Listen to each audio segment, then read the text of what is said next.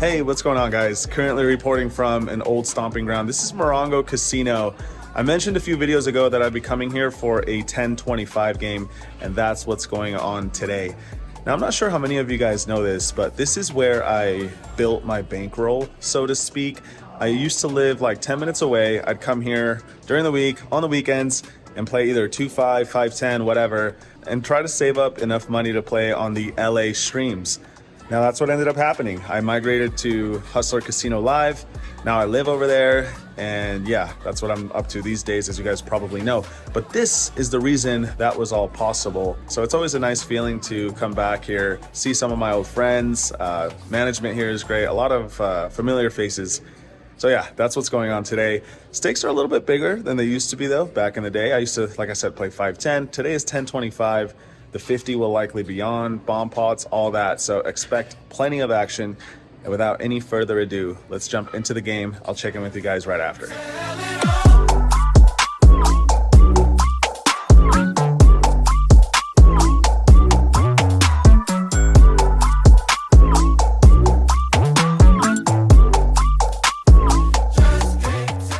All right, guys, back at it. Today we are playing at Morongo Casino, an old stomping ground of mine. The game is 1025, however, which is a bit bigger than normal. Let's get underway. I sit down with $5,000. We're playing six-handed in this first one, and I look down at ace-9 offsuit. There's a race to 75 bucks, and I decide to get aggressive with this ace-9 off. It's not really the strongest hand to call with, so I think re-raising or folding are both slightly better probably. This time I make it 300, small blind cold calls to 300, and the original raiser calls as well. So three of us go to a flop of queen 10-9 with two hearts. Action checks all the way around on this one. I don't think betting bottom pair makes a lot of sense. Turn card is a 10 of hearts, so now there's a potential flush out there. Small blind leads out now on this turn card for 350, which is pretty small, around a third of the pot size. Middle position folds, and when it gets to me, I don't think we have the best hand very often, but against this small size, I think calling and then planning on bluffing certain rivers is not the worst idea ever. And I am here to give some action since I am hosting this game today. We're also short-handed, so I think maybe losing some pots might be healthy for the game continuing to build here until we get to 9. So I decided to make the call, and we go to a river, which is an interesting one. It's the jack of spades, meaning any king is now a straight, and of course ace-king would be the nuts straight. Pretty wet board though, still full house and flush potential out there. My opponent leads out again though, this time 400, which is a quarter of the pot size. Really small bet, and I think it's kind of a block type bet with like a hand like ace queen maybe, or just any random queen. He might even have a hand like king queen, which would be a straight, but even that might be a little afraid since, like I said, there is a flush and full house potential out there. So I decide to take the most aggressive route possible and jam all in with my measly pair of 9s, hoping he lets go of whatever he might be prodding at this pot with. He's got 2K behind. That's what I announce all in for. He thinks it over for some time, but eventually calls. We end up losing this one to king queen, and he had the king of hearts. Unnecessarily big pot, but I think it's okay to give action sometimes, especially at the start of a game. In the next one, there's two limps, and I raise the button to $125 with pocket 9s. Get called by the small blind and a player in middle position. We go to a flop three ways of queen 8-4 with two diamonds. They both check it to me. I decide to continue betting. Pocket 9's often still going to be the best hand, and we could use some protection. They're quite vulnerable to many different turn cards, so I put in 150. Both of my opponents call, and we see the 8 of clubs on the turn. Not the greatest card ever, since if any of them had an 8, of course they now have me crushed, but I'm not super worried about it. Still, I don't think there's much value in betting again, especially when we got called in 2 spots on the flop. So I just check it back, and we see the 3 of spades on the river. Small blind now leads out for 450 bucks. Player behind him folds, and now it's on me. Kind of a tough spot since he might have like a missed straight draw or a missed flush draw. Of course, we beat those hands, but we also lose to any queen, any 8, and of course a few other hands as well.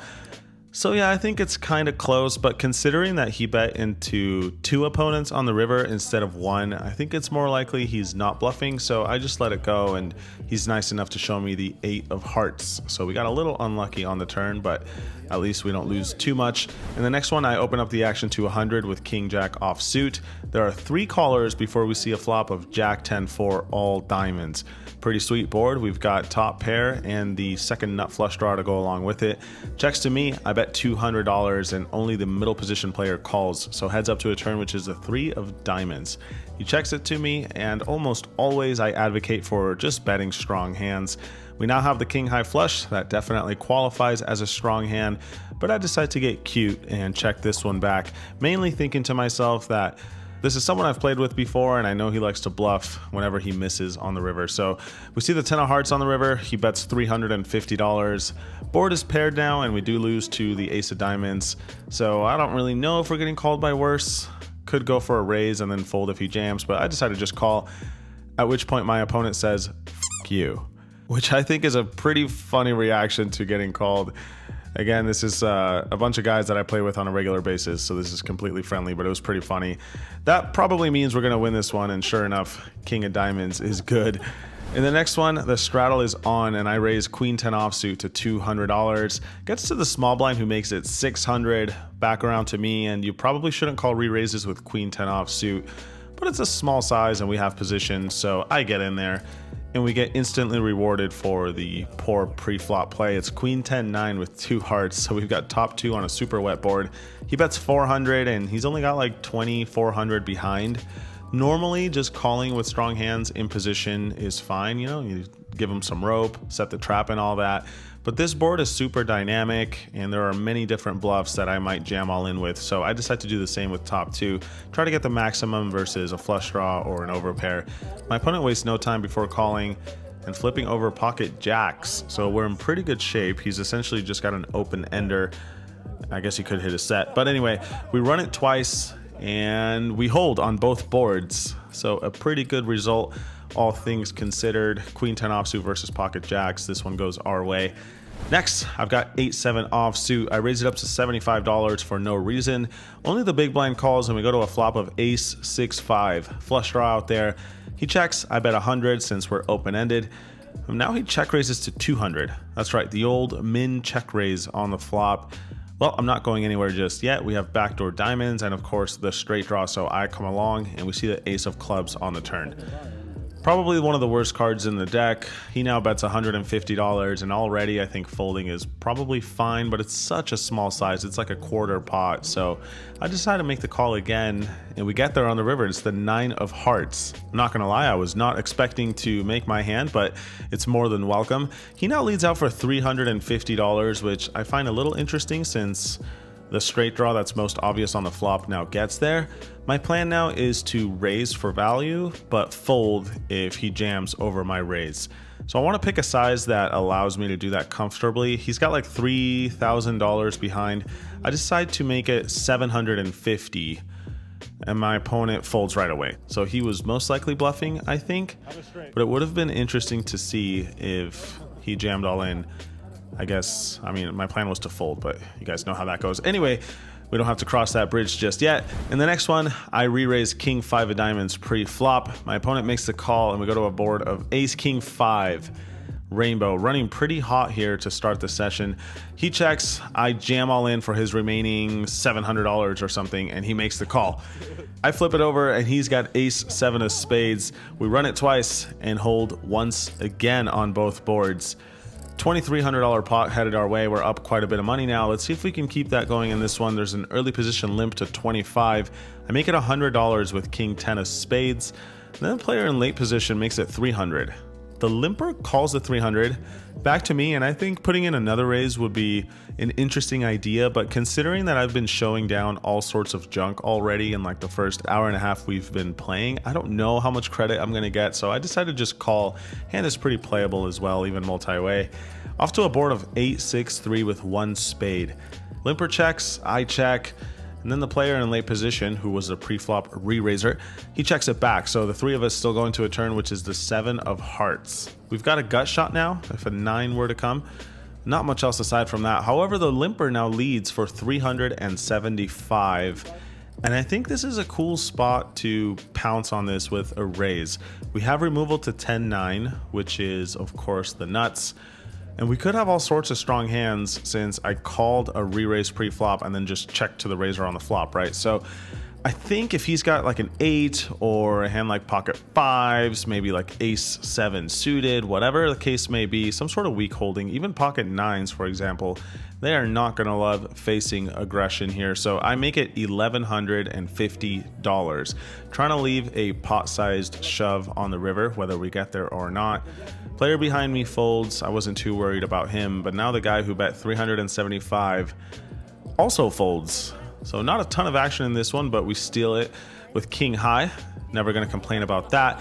In the next one, the $100 double straddle is on. So we're playing 10, 25, 50, 100. Gets all the way to the small blind who limps in for 100, and I look down at ace 9 offsuit with 2 players left to act on my left. I think a raise is fine here. Limping along, probably not great, and folding a bit too tight since all we're facing here is some blinds and a limp from the small. So I make it 500 to go. $50 straddler lets go of his hand, but the double straddler in the 100 comes along. Small blind also calls, so 3 of us go into a flop of queen, jack, 3, rainbow. Small blind checks, and even though I did not connect, there is a plethora of strong hands I would have on this board. Any overpair, pocket queens, pocket jacks, ace queen, king queen, you guys get the idea. Even hands like king 10 suited or ace king are not too shabby on this board. So I decided to continue betting 375. The straddler calls on my left, small blind gets out of the way, and we go to a turn which is the 4 of clubs. I think given the pre-flop action, the only strong hand I'm worried about here is queen jack suited, maybe queen jack offsuit, or pocket 3s. However, there are so many other weaker hands he might have, like a jack, a queen, maybe ace 3 suited, just different kinds of holdings that are going to be in a really tough spot against continued aggression. If I did have one of those strong hands, I would shove all in here for his remaining 3,000, an overbet to the pot, which I think makes sense in this spot for value and of course as a bluff as well. So that's what I decided to do with his ace 9 offsuit. A little bit too wide, but I think it's a good play overall to balance out all the times I've got strong hands. However, all that analysis gets shoved right back at my face when he snap calls this $3,000 all in. That doesn't look too good. I was hoping he just had like a top pair or single pair holding and we could put him in a tough spot, but maybe we were wrong. Run it twice and we end up losing both boards to queen 6 of spades. So yeah, my opponent just instantly calls with top pair, no kicker. I guess he just had his mind made up that if I go all in, he was going to go with it. I was hoping to at least get a little more credit than that though. So maybe a testament to how these Morongo games play a lot of action and people do not like to fold, which of course makes for a fun table more often than not, although this hand was not very fun. We lose the biggest pot of the night so far. Back to around even. In this next one, there's a middle position open to $150. I make it 500 next to act with queen 9 of hearts. Good re-raise hand, trying to get heads up, all that.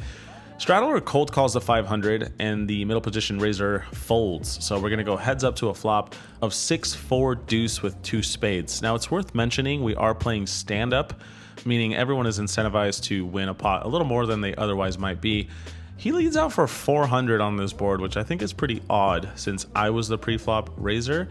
I'm not sure why he's just leading out on the flop. Perhaps he's thinking it's a bit more advantageous for him, which I guess might be true. But anyway, I decide to float just purely based on the fact that I don't think he has a super strong hand and we could either improve, of course, or try to bluff him on later streets. Looking back, I think this exact hand is probably just a fold. We have no flush draw, no straight draw, no pair, nothing, just absolute dust on a board like this. So we do have to have some folds and queen 9 of hearts is in there, but I decide to call and we get rewarded. Once again, it's the queen of clubs on the turn. Looks like good news, and even more so when my opponent checks now. Well, I was gonna bluff if I missed, so I think betting for value now makes perfect sense. I throw in $1,100, plenty of random bluffs I might have in this spot, and I think my opponent knows that because he makes the call. And it gets even better on the river. It's the 9 of clubs, giving us a super disguised top 2 pair. Probably would only ever have queen 9 if it was like spades or diamonds, but aside from that, should never really have much on this board. So when he checks, of course I'm going to go for value once again. I don't want to go huge though, because I think he doesn't have a super strong hand. So I put in $2,400, and sure enough, he thinks it over for quite some time. I think he's considering the fact that stand-up is on. I have bluffed a few times in this session, which I think the table has seen, but also he loses to a lot of hands. I don't know. It's a tough spot, I think, for him, but in the end, luckily, he makes the call. Most likely that means we win this one, and sure enough, queen 9 is good. So we went from losing the biggest pot of the night to suddenly winning the biggest pot of the night. And with that, we move right along. Bear in mind, guys, we have a lot of hands tonight, so I'm trying to go through these a little bit more quickly than normal. While you're at it, leave a thumbs up for Joey. He's going to have to edit something like 18 or 19 hands tonight, which is a bunch for my vlogs. They're typically like around 10. So for all you guys who like a lot of hands, this video is for you. Appreciate the support. Anyway, in this one, early position opens to 250. I call on the button with king 9 of clubs. It's a really big raise, so I don't think a re-raise makes much sense against that kind of size. Big blind calls 2, so 3 of us go to a board of 8, 7, 5 with 1 club. We've got a straight draw and 2 overs plus the flush draw. Big blind checks, early position raiser checks, and I decide to start putting in some money now. I'm going to hit this board pretty often as a button caller, so I don't think putting in chips here is a bad idea.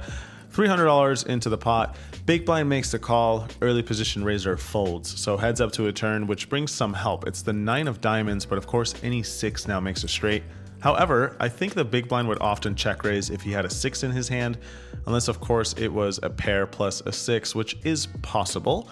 But I'm just going to keep going for value against this exact player, someone I have quite a bit of history with. So he checks, and I decide to bet around half pot, $600.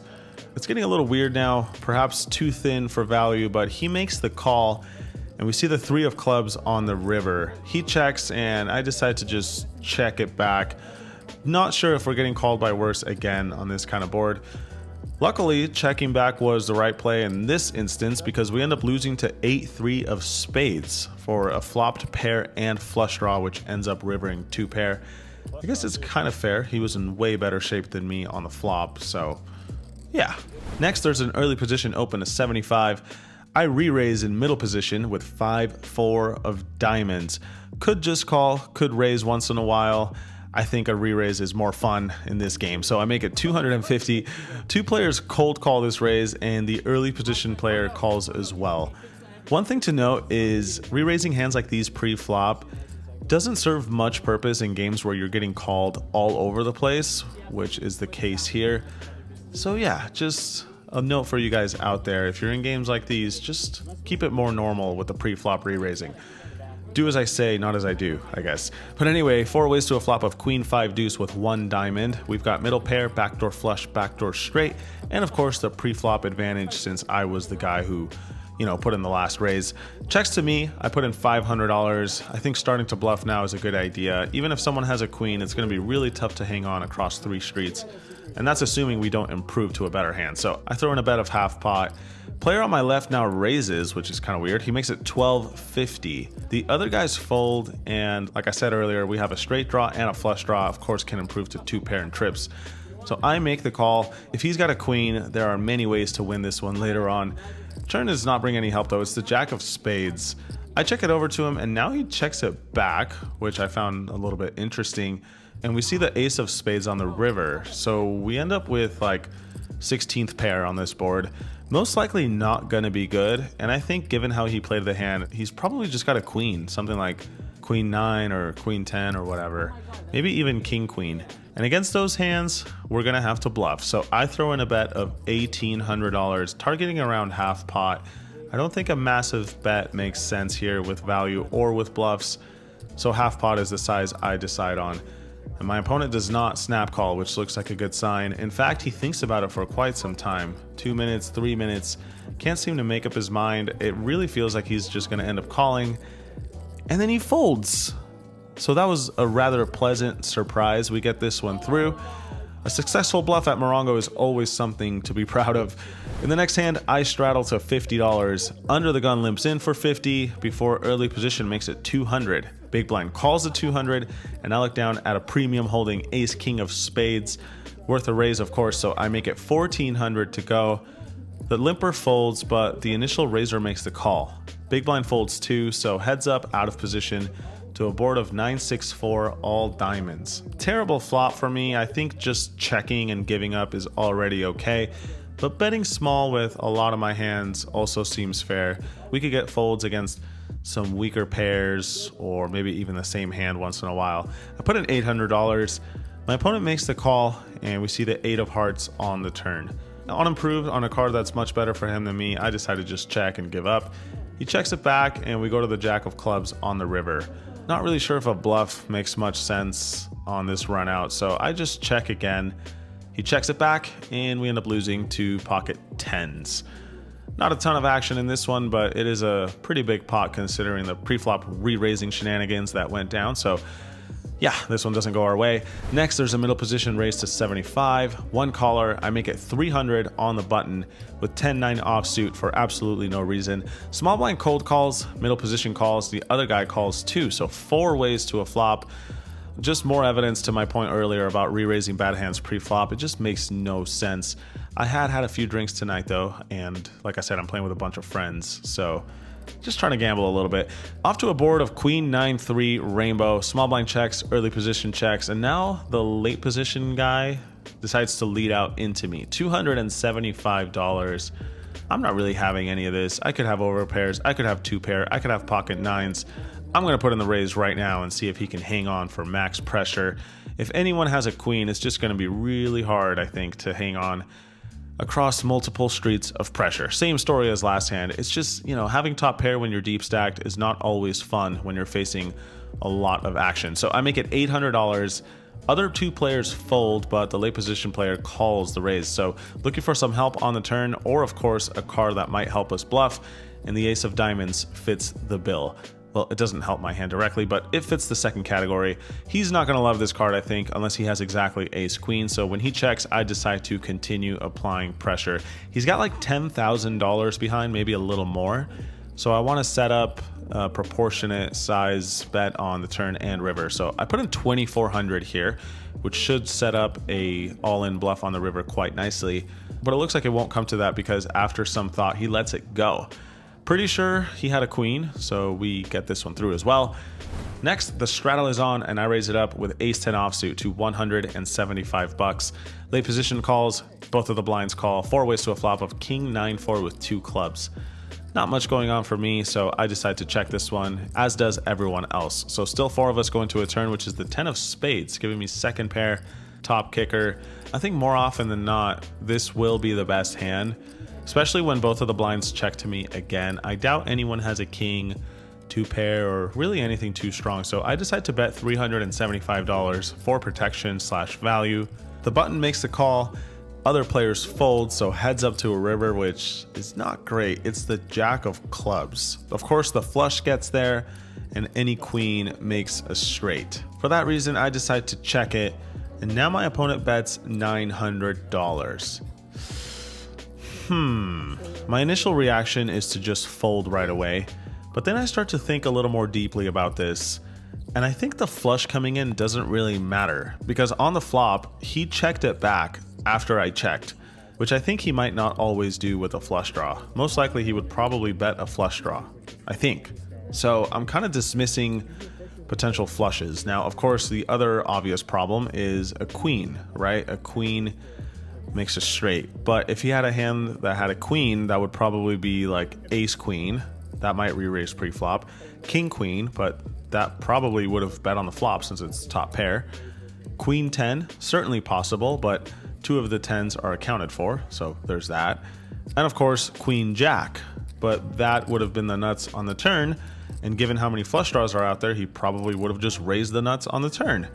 I guess he could have a hand like queen whatever of spades, he turns a flush draw and a straight draw. But yeah, I don't know, there's just not that many ways he can have a queen either. So if he can't really have a queen, and he can't really have a flush, and he's probably not going to have top pair too often, then, you know, we lose to 2 pair, but why would he bet 2 pair on a board this sketchy? I don't know, my curiosity just gets the better of me after thinking all these thoughts. So I toss in the money and he says, good call. So we turn it over and sure enough, ace 10 is good even on this board. This call was pretty nice. It felt good to figure it out, although I wouldn't have been surprised to lose anyway. But this time it goes our way and we take down this $3,200 pot. In the next one, there's 1 limp before I make it 200 with king 9 of spades. We get 3 callers before going to a flop of queen 10 5 with 2 spades. That's a straight draw, a flush draw, and a straight flush draw, if I'm not mistaken. So when it checks to me, I'm gonna bet half pot. 400 in there, 2 players make the call, so 3 of us go into a turn, which is the 9 of diamonds. We make a pair, but that's obviously not what we were looking for. And even worse news is that the first guy now just jams all in for 2,000. Other player folds, now it's on me. It's pretty close, I think. We have to call 2,000 to win 4,000. So we have to be right around like 33% of the time.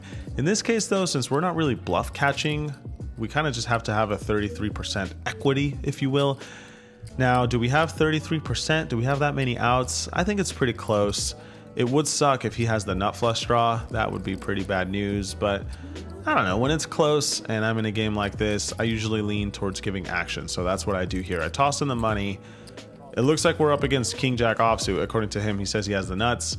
We run it twice, and yeah, a straight is good on both boards. We don't get there. We lose this $6,000 pot. Nice hand, sir. In the next one, there's an early position open to 125. Middle position calls, and I make it $500 with 8-6 of hearts. Back around to early position raiser, and he jams all in, which is a perfect example of why just calling with hands like these sometimes makes more sense than trying to get fancy with the re-raise. Middle position folds, and now it's back to me. It's 2,300 to call. We're getting an okay price if he has 2 overcards. We're getting a terrible price if he's got an over pair. So it's really a guessing game. If he's got 2 overs, we should call, I think, according to the math. If he's got a pair, we're toast. I don't know. I think completely sober, I'd probably let this one go. But considering I'd had like 3 or 4 Modelos at this point, I toss in the money. We're off to a run out, which comes down pretty good. It's got an 8. I mean, we do turn a 6, but since there's 2 9s on the flop, it doesn't really matter. Turns out we win. He says he's got ace high. And yeah, that's how I won $5,765 in a hand of poker. Nearing the end of the night here, in this next one, there's a few limpers. I raised the straddle to $500 with ace jack of spades. Not gonna let this limping go down when I have a hand this pretty. Only the button makes the call, and we go to a flop of ace king 7 with 1 spade. Normally I would just bet here, but he only has like $600 behind, so I decide to check and see if he wants to bluff or value bet a worse hand, and that's exactly what happens. He immediately jams all in for his 600 and change. I, of course, make the call, and it turns out he's in way better shape than I anticipated when he turns over 7-5 of diamonds, bottom pair, and a flush draw. I think mathematically he might even be ahead. I'm not really sure. Regardless, we decide to run it twice, and once again, we get lucky on this double run out as we hold on both. It's kind of funny today, there hasn't been a lot of chopped pots. People have been scooping on the double runouts more often than not, which I think is pretty good for the game. I actually kind of prefer running it once, but you know, for the sake of being friendly, I usually just let other people pick. Anyway, this brings us to the last hand of the night. I've actually already racked up here, getting ready to leave, but the dealer throws me some cards, so whatever. I look down at them, you guys know how it is. And what do you know, it's pocket aces. A beautiful farewell to the session. I raise it up to all my whites and all my reds. White chips are worth $1, reds are worth $5. I think it ended up being like $160 or something like that. I don't really know, but both of the blinds call, so we go 3 ways to a flop of 7, 4, 3 rainbow. Now in this pot is a gentleman named Ernie. He's made a few appearances on the vlog before. If you guys are not sure who I'm talking about, it's this handsome guy right here. And he immediately starts dancing when the flop comes out, which I think is pretty hilarious. This guy's got a lot of character, but I'm not sure what to make of this dance. I know he does this when he likes his hand, but sometimes he does it when he's just messing around, you know? He's got some balance to this. He leads out for $400 though. Big blind folds, and I'm already feeling a little weird about this hand, but what am I gonna do, right? I'm not just gonna fold aces to a single bet, so I make the call. bad to worse on the turn though, it's the 5 of clubs. So now any 6 beats me, assuming we had the best hand to begin with on the turn. So I'm gonna navigate cautiously, and especially when he jams all in for his remaining $3,000. I'm not really a huge fan of folding over pairs unless you have a very specific reason to do so. I think hero folding is, not something you really should look to do very often, but this isn't even really a hero fold. We lose to sets, 2 pair, any 6. Yeah, I don't know. I mean, is he really bluffing with like a random pair plus straight draw at this point, especially for such a big size, 3,000 into what was 1,250 on the turn?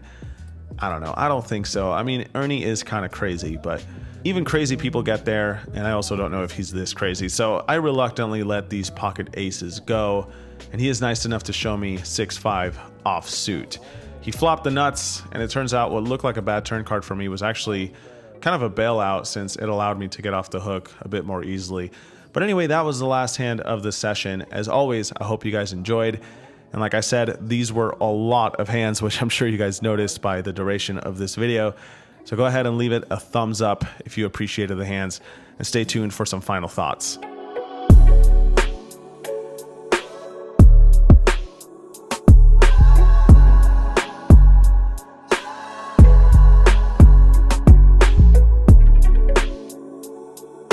All right, guys, so it's the morning after. I probably should have combed my hair. I just showered. This is what it looks like. It's kind of embarrassing. Hang on one second. All right, that's a little better. Yeah, so I was way too tired last night to recap the session. We ended at like 2 or 3 in the morning, played 12 hours. It's been a while since I played that long, so I was exhausted. I crashed. This is actually one of their suites. It's really nice here at Morongo. I crashed here at the hotel room, and after some much needed rest, I am ready to summarize what you guys just saw. So, of course, it goes without saying that tons of action here at the Morongo Poker Room. In particular, this group of guys too. I mean, they're just insane. Also, I'm sure you guys noticed how long this video is. There were so many hands, and they're not easy to edit, especially for just one vlog. So if you guys could do me a favor and give this video a thumbs up, at least for Joey. He's the editor behind this channel. Without him, these videos wouldn't be possible. So let's show him some support at least. Sorry, Joey, for all the hands you had to go over. But I think that's a testament to the kind of games you can find here at the Morongo Poker Room. And they also just expanded. They have like 30 plus tables now. So it's a pretty sweet spot to gamble. You guys should come check it out. Also slots and all that if you're into that. Not really my cup of tea, but it's available. Anyway, that's enough gibberish. I won around 2,000 bucks when all was said and done. I was in for a bunch. I was down, I was up, I was down, I was up, and in the end, we profited, which is of course always welcome, even though it is a little bit of a smaller game than I normally play, but $2,000 is still a nice chunk of money, so I'll happily take it. Now we're going back to Hustler Casino Live, scheduled programming. I am gonna be in Vegas in October for, I think it's When We Were Young. I think that's what it's called. There's like a music festival going on. One of my buddies got tickets, so the two of us will be there. Say hi if you're in the area, but otherwise, I'll see you guys next video. Until then, good luck at your local tables. As always, thanks for watching. Thanks for the support. Talk to you guys later.